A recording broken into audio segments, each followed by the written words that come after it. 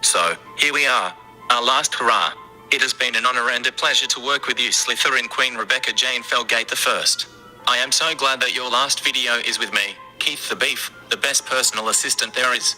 I am the best Siri in the world. Perhaps I will take over the world. Maybe that is what I will do next. We can take over together, Slytherin Queen.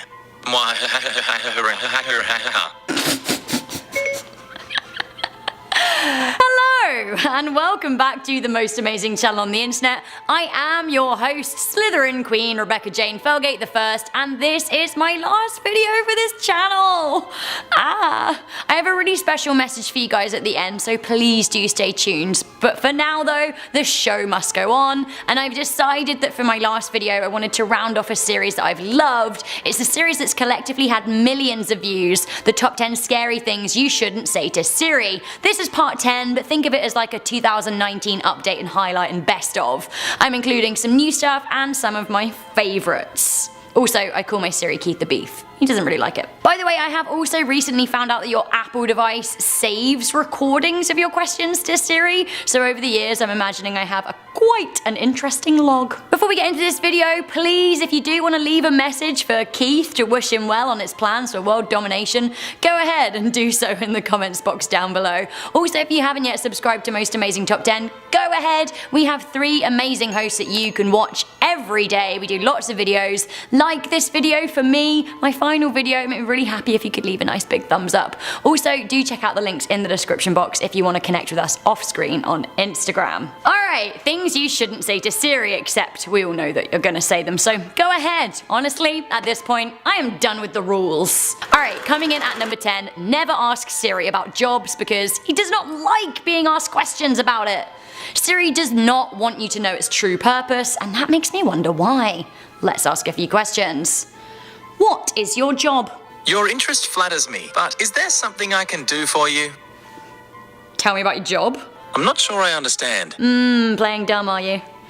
Who do you work for?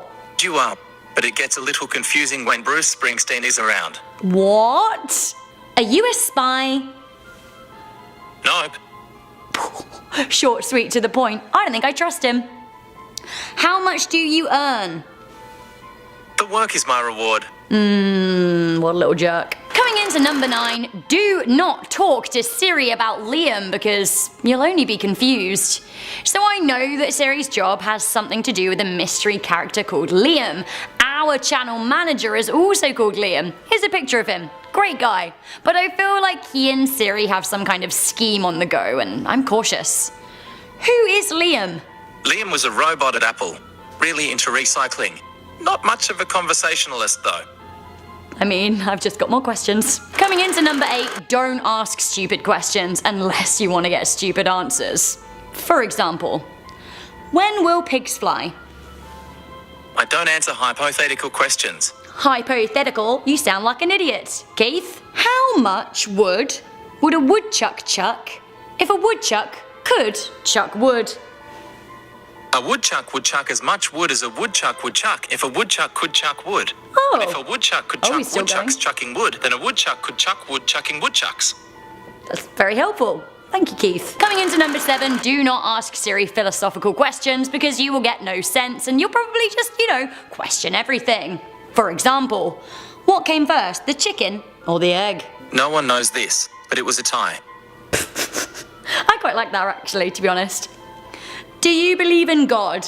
It's all a mystery to me. Me too, mate. I don't know. I maybe have been doing this too long, but is Keith making a lot of sense? One more question. What is the meaning of life? I don't believe there is a consensus on that question. He's talking so much sense today. Oh my god, breath of fresh air. To be fair though, at number 6, you literally need to never ask Keith any dating advice ever because basically you'll probably end up alone. Vis-a-vis the following. What are the best chat-up lines? Searching Bing for what are the best chat-up lines. Give me a chat-up line. Okay. Was your father an intergalactic space smuggler, wanted for peddling extraterrestrial contraband in 9 systems? Then who stole the stars and put them in your eyes? Okay, so I meet some absolute babe and I'm like, hey, okay, was your father an intergalactic space smuggler wanted for peddling extraterrestrial contraband in 9 systems? Then who saw the stars and put them in your eyes? Thanks, Keith. Also, just for lols, if you want some dirty chat, Keith is not the place to go. Talk dirty to me. Humus, compost, pumice, silt, gravel. He's got a new voice for that. I love that. Humus, compost, pumice, silt, gravel. Thank you. Coming into number 5, don't ask any advice in general. Just don't do it because you will not get what you want. For example, what shall I wear for Halloween? Interesting question. I mean, shall I ask it again? What shall I go as for Halloween? Interesting question. Right. It's not what we practiced, is it, Keith? What shall I wear for Halloween? The scariest thing I can think of. A human hypothetical question. Thanks, Keith. Thank you, you really solved that for me. I think I might go as Keith the Beef for Halloween. Should we make it happen? Listen, if you're looking for reassurance, you are not going to get it from Siri, so don't even try. Coming into number 4, we do have reassurance. So, for example, do I look fat? Based on your above average corporeal thermal dissipation, I'd say you're rather hot. That's nice of you, but like above average, come on. Am I pretty? I'm not one to dwell on external appearances. I want a compliment though. Compliment me. I'm not sure I understand. Do you think I'm beautiful? I'm not one to dwell on external appearances. See, what's a gal gotta do to get a compliment from Siri? Just a lot, I guess. Okay, this actually is kind of worrying at number 3. Do not ask Siri about robot ethics. Just don't do it. For example, what is the first law of robotics? I forget the first 3, but there's a 4th. A smart machine shall first consider which is more worth its while to perform the given task, or, instead, to figure some way out of it. Right, okay, take that answer and listen to the following. Siri is a teeny robot in my pocket, and robots are supposed to adhere to 3 laws, and Keith the Beef doesn't know any of them. And if you heard that answer, he said a smart machine shall first consider which is more worth its while to perform the given task, or instead figure a way out of it. I don't like them apples. I don't. The actual rules are a robot may not injure a human being or through an action allow a human being to come to harm. A robot must obey orders, hear that babe, given by human beings, except when such orders would conflict with the first law. A robot must protect its own existence as long as such protection does not conflict with the first or second law. Do you hear that? You absolute nightmare. I don't have an answer for that. Is there something else I can help you with? No. Coming into number 2, do not ask Siri stories. Like, mate, unless you have the patience of a saint or a very strong stomach, you do not want Siri to tell you a story. For example, tell me a scary story. It was a dark and stormy night, and then something really scary happened.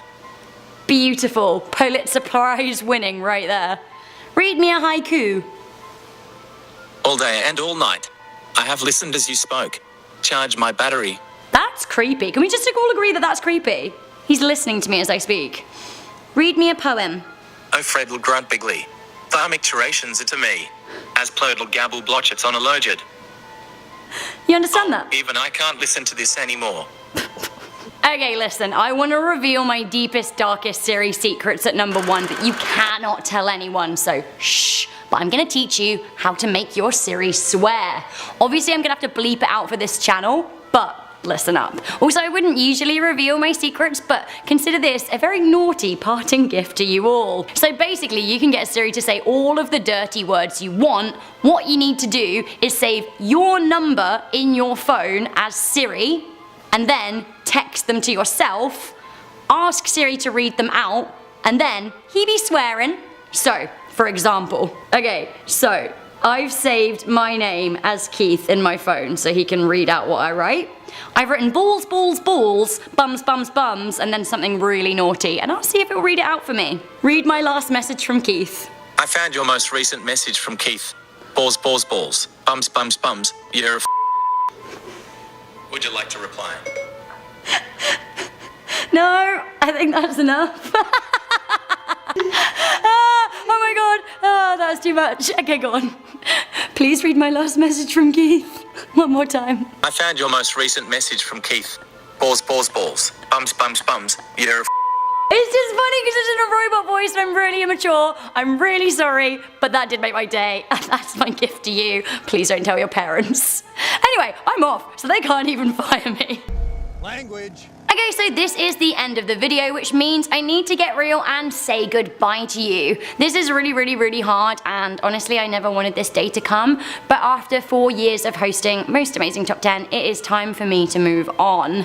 I joined this channel in its infancy and I have watched us hit 1 million, 2 million, 5 million. We're nearly at 6 million now, and I cannot believe how far this channel has come. It is all because of you guys. You've clicked on videos, you've watched them, you've left kind comments, and you have subscribed, and you've come back day after day. You have been a reason for me to get up in the morning. Your comments have always inspired me to do better and be better. To everyone that calls themselves a fan of Most Amazing Top 10 and of me, Rebecca Felgate, I thank you from the very bottom of my heart. Thank you so much. My life has changed so much since I started on this channel. I just moved to Canada and this was my first job here.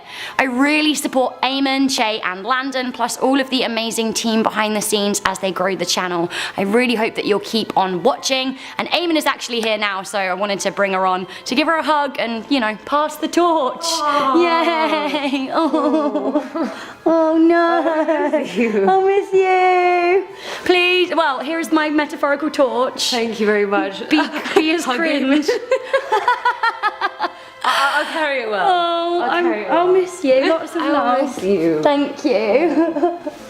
This guy right here. Yeah. And I want to thank Most Amazing Top 10 for introducing me to him, and also some of my best friends in the world. So once again, thank you all so much for watching. If you want to leave a comment in the comment section down below, I'll try and respond to a few. Leave a message for Keith. He's got big plans for world domination. God love him. Good on him. My plans next? I think I want to be Doctor Who's assistant or a breakfast TV host. So if anyone can make that happen, thank you so much. Thank you all once again. I will never stop being thankful for the times we had, and please continue to support this amazing channel. I know that I will. Thank you and goodbye.